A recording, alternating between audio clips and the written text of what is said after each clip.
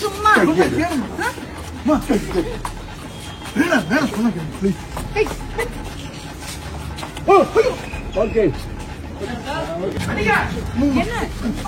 விஜய் டிவில ஒளிபரப்பாகிட்டு வர மகாநதி சீரியல் ரொம்பவே விறுவிறுப்பா போயிட்டு இருக்கு.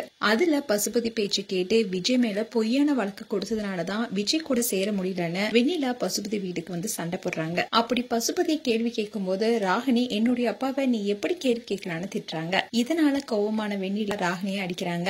ராகினி அடி வாங்குறத பார்த்த பசுபதி வெண்ணிலாவை மொட்டை மாடியில இருந்து கீழே தள்ளிவிடாரு. கீழே விழுந்த வெண்ணிலாவுக்கு ரத்தம் போனதை பார்த்து வெண்ணிலாவுடைய மாமா அழுந்து புலம்புறாரு.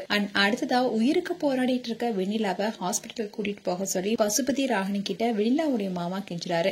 ஆனா பசுபதி எந்த ஒரு ரியாக்ஷனும் கொடுக்காம அமைதியா இருக்காரு. உடனே வெண்ணிலாவுடைய மாமா நீங்க தள்ளிவிட்ட விஷயத்த நான் யாருக்கிட்டுமே சொல்ல மாட்டேன், ஆனா என்னுடைய பொண்ணை நீங்க எப்படியாவது காப்பாத்துங்கன்னு கெஞ்சுறாரு. இதை கேட்ட பசுபதி நீங்க இங்க நடந்த விஷயத்த சொல்லணும். விஜய் கிடைக்காத விரக்தியில தான் வெண்ணிலா மொட்டை மாடியில இருந்து தற்கொலை செஞ்சுட்டான்னு சொல்லணும். இல்லன்னா உங்களுடைய குடும்பத்தை வேரோட அறுத்துருவேன்னு சொல்லி வெண்ணிலாவுடைய மாமாவை மிரட்டுறாரு.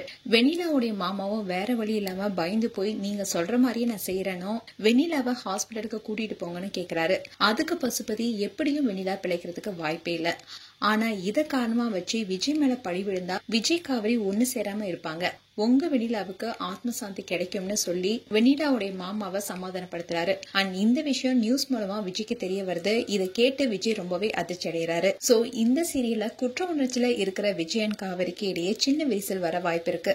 எப்படி இருந்தாலும் காவிரி இந்த விஷயத்த சும்மா விட மாட்டாங்க. நிச்சயமா இதுக்கு பின்னாடி இருக்கிற பசுபதியுடைய சதிவேடையை வெளிக்கொண்டு வருவாங்க. மேலும் மகாநதி சீரியல் குறித்து உங்களுடைய கருத்துக்களை கமெண்ட் செக்ஷன் சொல்லுங்க. இது போன்ற வீடியோஸை பார்க்க நியூஸ் தமிழ் கேட் சேனலை சப்ஸ்கிரைப் பண்ணுங்க. மறக்காம நோட்டிபிகேஷன் பட்டனை கிளிக் பண்ணுங்க.